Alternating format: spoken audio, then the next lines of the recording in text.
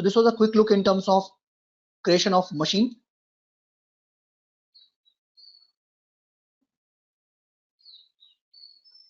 So now if I go to this diagram, so I have a virtual machine with a network interface card. To this network interface card, there are two elements being associated. One is a private IP address, which I got from virtual network and subnet. Second is a public IP address. So here if you see, this is a public IP address and this is a private IP address, 10.0.0.4. As far as NSG is concerned, this NSG is helping me to connect with my machine. And if you see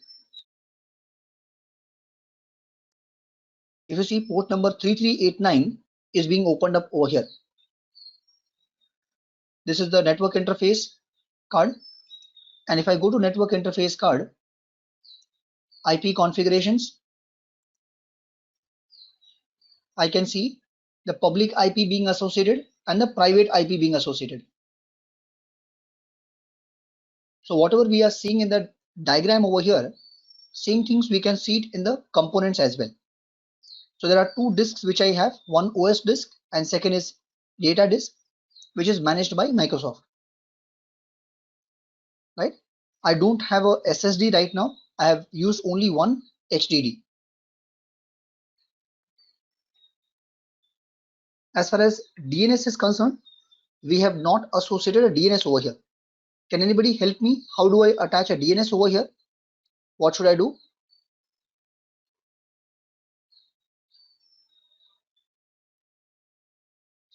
Anyone who can help me with DNS? So you're trying to add a DNS to the go to the virtual network. So there could be two options over here when it comes to DNS. One is private DNS and second is public DNS.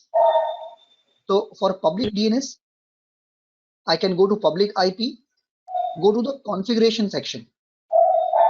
Within configuration section here I can specify whatever DNS name I want.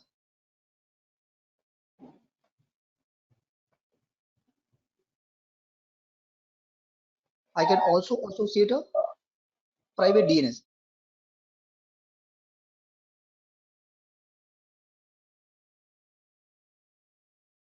So this is how we can associate DNS over here.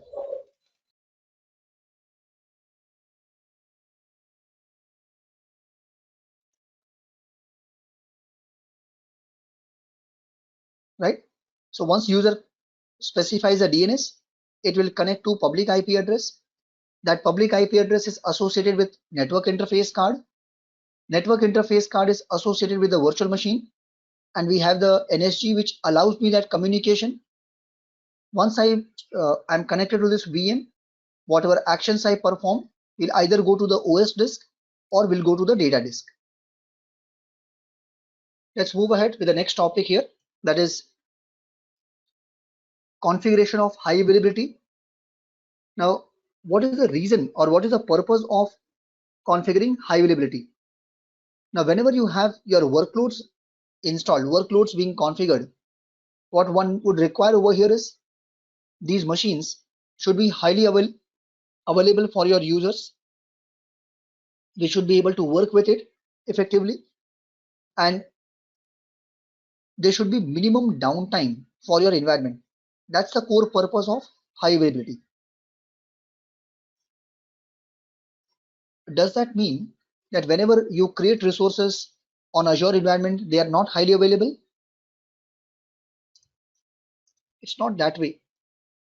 They are available, but there can be downtime as well, because here we are all talking about a underlying physical environment, virtual machines running on top of it. So there can be a software glitch, there can be a hardware glitch as well. So what Microsoft says is, whenever you are deploying any machines, if you have a single VM with premium SSD, I can give you a availability uptime of 99.90%. 99.90%, which means still there is a chance of downtime. When I say 99.90%, this is as per my assumption, this is are approximately 8 to 12 hours in a year. This is approximately 8 to 12 hours in a year. Now, in that, now if you look at your on-premises environment, your infrastructure team even cannot promise you this SLA. Microsoft or vendors promise this SLA. But even for a real-time kind of scenarios, 12 hours or 8 hours in a year of downtime, right? It could be at a single point or it could be as staggered. I don't know. But even in those scenarios, I want my workload to be accessible by other users. So how do I ensure that? Or what are the ways of ensuring that values over here? That is what question gets answered by using high availability. So approaches over here for first approach for high availability will be using availability set. Okay. So within this availability set, like I said, there are two type of glitches. One is a hardware glitch and second is a software glitch. So answering those problems, software issues or update issues, this is answered by using update domain. And as far as the hardware glitch is concerned or hardware issues is concerned, in terms of power failure or in terms of issues on switch, right, or internet connectivity, your cabling issues, right, whatever issues that you have on the rack server, those kind of issues are being resolved by using fault domain. So these are the logical separations of machines using which Microsoft tries to address these issues as part. And what is essential for us to do is we need to put our machines in availability set. Okay. Apart from this, we should have minimum of 2 machines over here. We should have minimum of 2 machines. So if you look at availability set, what Microsoft does is it distributes your VMs within fault domain and update domain. So when you say fault domain, it will help you from, so if I have say 2 machines in a single fault domain, what do I mean by that? 2 machines in two different in fault domain means first machine will be on first rack server, second machine will be on second rack server. So if the first rack server fails because of some physical problem, the second machine is still up and running. That is the meaning of putting 2 machines in one fault domain. How would I know if such a thing is happening? So physically we don't know, but this is what Microsoft promises us, that we will put these 2 machines in 2 different rack servers. And by doing that, I can give you a uptime of 99.95%. Microsoft promises an SLA of 99.95%. So what is the advantage for me? The downtime which we mentioned of 8 to 12 hours is now 4 hours, right? So the downtime has reduced. Apart from this, once it comes to virtual machines, the virtual machines are available. As far as data availability is concerned, for data availability, we can make use of a managed disk, where Microsoft manages the VHD files, the OS disk, data disk separately, right? So if you look at availability set, each of these domains that we're talking about, fault domains, these are separate rack servers. If you look at update domains, how do I group these machines, or what is the meaning of update domain? So all VMs which have been which have the operating system installed on a specific date and time that behaves as one update domain. Okay, so number of machines which have the OS installed or patches installed on the same time, that is called as one update domain, right? Which means if there are 2 or 3 machines which have been installed at the same time, they will also restart at the same time, right? That's why we put your machines in update domains, which means if one machine stops or one machine gets restarted, second machine is still up and running. So using this, even if a machine restarts because of a software update, I still have the second machine up and running. That's what is referred as update domain. So by using these options, Microsoft is ensuring that you have at least one machine, minimum one machine running for your environment, and your users can connect to that machine. Now, anyone, any questions here in availability set?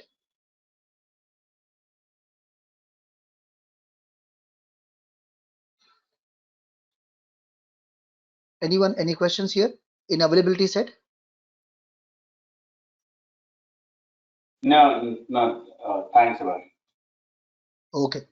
So here, let me ask you a question.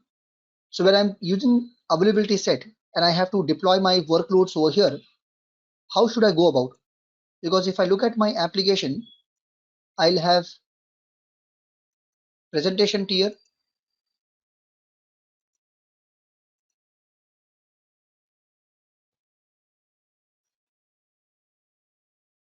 I'll have service tier, I'll have my database tier. So when I'm creating an availability set, let me give respective names to it.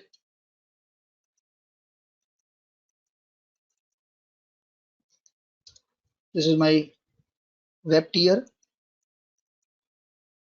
service tier, database tier. So when I'm creating these tiers over here, or when I'm creating these components over here, how should I create availability set? Should it be horizontal or should it be vertical? It should be horizontal. Chinna says it is horizontal. How about others? Shouldn't it be vertical for the web server, Okay. web tier, and Yeah, I feel the same. Like Chinna, like each tier can have like 2 virtual machines at least. Yeah, web server 1 and web server 2. Okay. So I slightly disagree over here. Okay, let's first understand before we agree or disagree. When we put 3 machines in one availability set, one for web tier, one for service tier, one for database tier, what do we mean by that? if one fails, everything is. One availability zone, right? Correct. So here what you're saying is out of these 3 VMs, one VM should be running. Out of these 3 VMs, one VM should be running. Is it what we want? Or do you want all the VMs to be running? So there's one All VM here, there's Oh second yeah. VM here, there's a third VM here. So out of these 3 VMs, we want at least one VM to be running. Is that what you want? No. So we No. want all Yeah. the VMs to be running. All will be running. Correct? Oh, okay. At Yeah. any given point in time, there should be minimum. So here, if I have say 2 machines in web tier, one of these machines should be running. Am I correct? Similarly,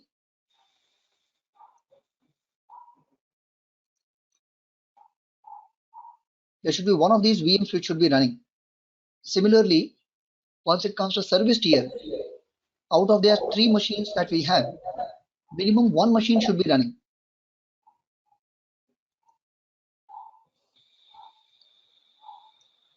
Okay, getting everyone? So that is what we are looking at. Same thing holds true for database tier as well.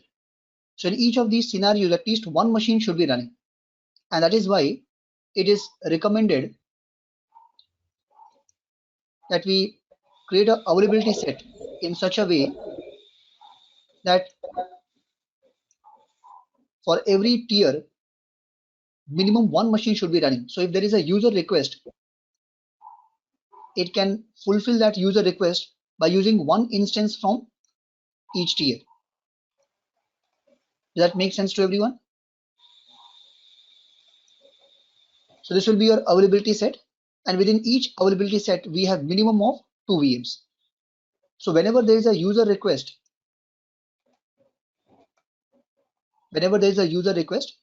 at least one of these machines is available to fulfill the request. So it goes to the web tier, from there it goes to the service tier, from there it goes to the database tier and gets you the required response.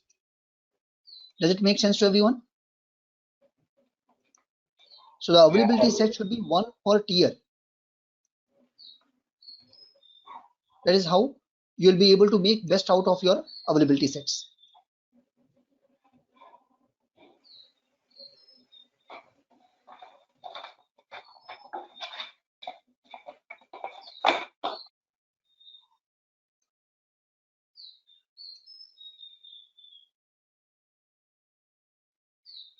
Let's go to the next section over here.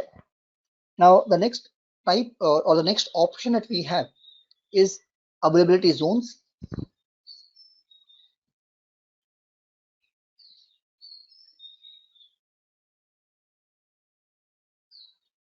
Now once it comes to availability zone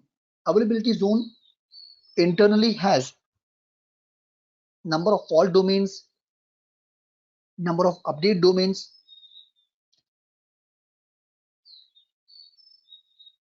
right? Now before even getting into those areas, fault domain, update domain, we already have understood. What is the significance of availability zone? So like we have discussed about availability sets, if you look at availability zone,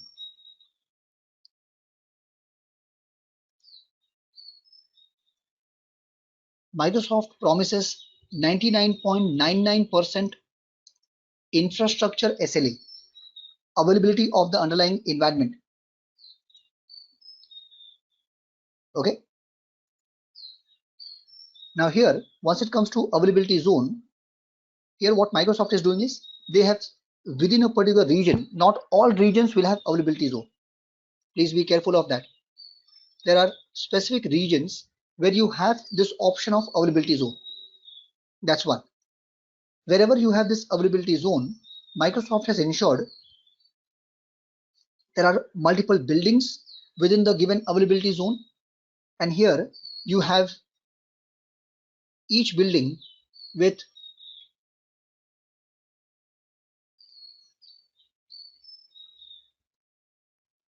separate power supply, right? They have separate internet connectivity, right? And they have a separate cooling system, because these are three primary reasons what they have understood due to number of failures is these are three primary reasons due to which the environment can go down. So what they have done is they have created separate buildings within the same region, and each building will have a different power supply from a different vendor, different internet connectivity option and cooling system.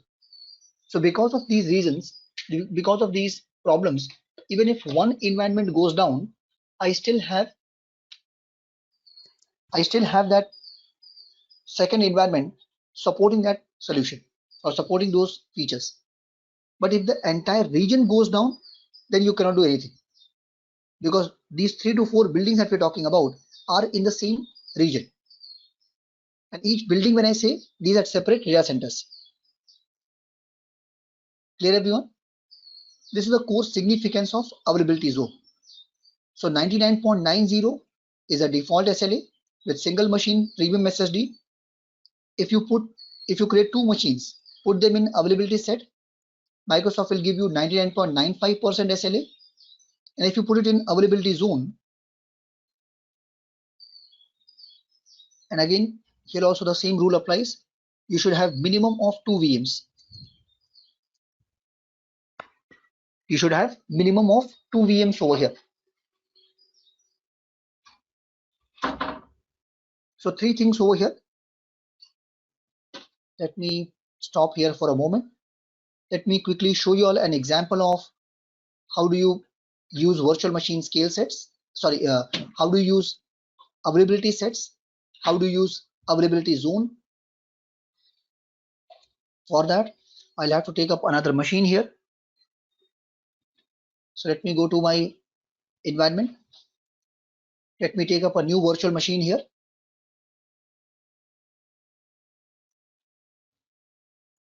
Same resource group, server RG, virtual machine name, web VM 01. Okay, let it be East Asia. Username,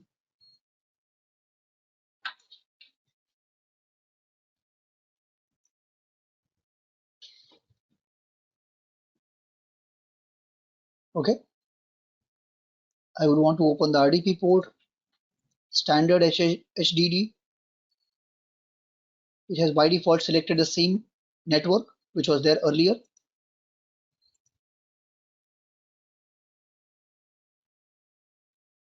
Right? So whenever you are creating any kind of machines, here you'll see availability options.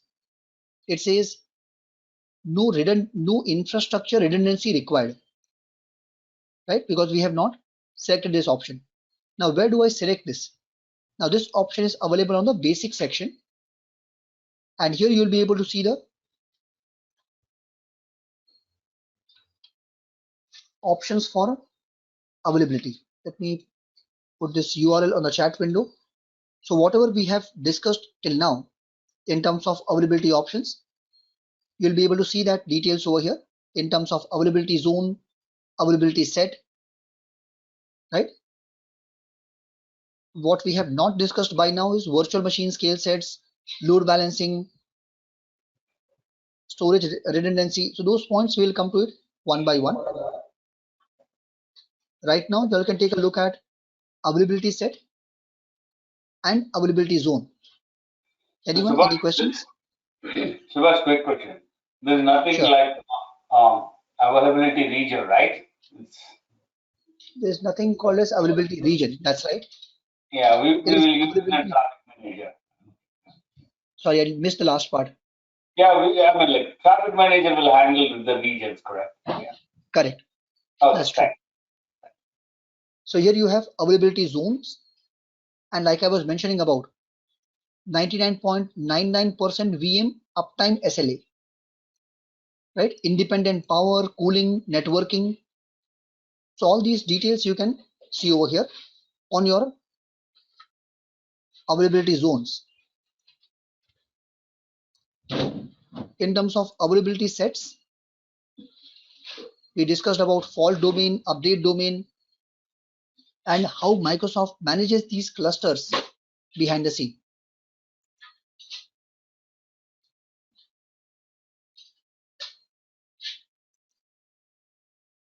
Right? So I have posted both the URLs on the chat window.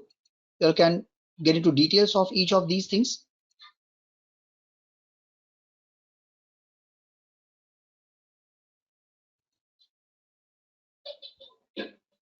Right? So here what we'll do is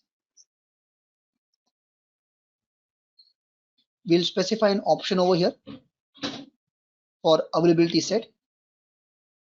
Again, I have a small problem here. I'm choosing this region as East Asia, but I'm not getting the value highlighted for availability zone. What could be the purpose of it? Or what could be the problem over here? It's not available there. It's not Absolutely. available. Yeah. That's right. So like I said earlier, availability zone is not there in all regions. Meanwhile, if I go for say Southeast Asia, within Southeast Asia, can I see this availability zone? Because Southeast Asia has this option of availability zone. So it depends upon which is the region that you are selecting. Let me select availability zone. When you're doing this, it asks you a simple question whether you want to create this in availability zone 1, 2 or 3. So first machine, you can create it in availability zone 1. Second machine, create in availability zone 2 or 3. Right? So that's how you will be able to create your resources. Okay, does it make sense to everyone?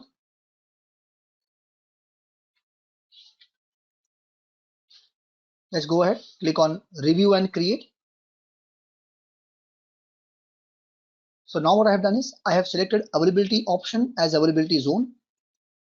To get the exact feature of this, you should have minimum of 2 machines.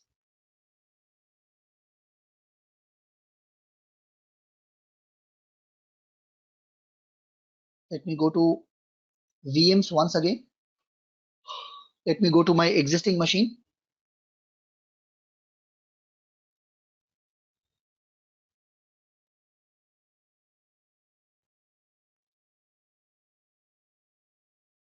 Now here, you will not see an option of putting a machine into a availability zone or availability set, because these options or these tasks are supposed to be done when you are creating the machine, not after you have created the machine. So while this machine is getting created, let me take up one more machine here.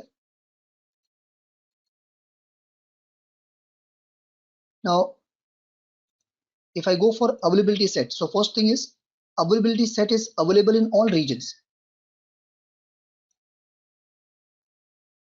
It's not like availability zone that it is available only in specific regions. It is available in all regions. So here what I can do is I can specify availability set details.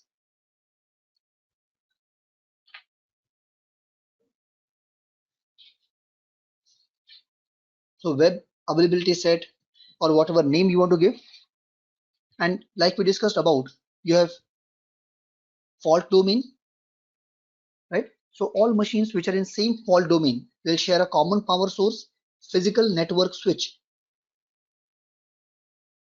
And when I say 2 fault domains, which means first machine will be in first fault domain, second machine will be in second fault domain. Second is the update domains. So in terms of update domain, here you can specify how many update domains you want. Now every environment may have different set of fault domains and update domain, but there is a restriction for it. So you'll not have more than 3 fault domains and 20 update domains. And this will differ from region to region. Not all data centers will have same set of fault domain and update domain. Okay. So while you are creating your machine, you'll have to specify the availability set or availability zone. So once your machine is created, you cannot move your machines into into availability zone or availability set. Is this part clear to everyone?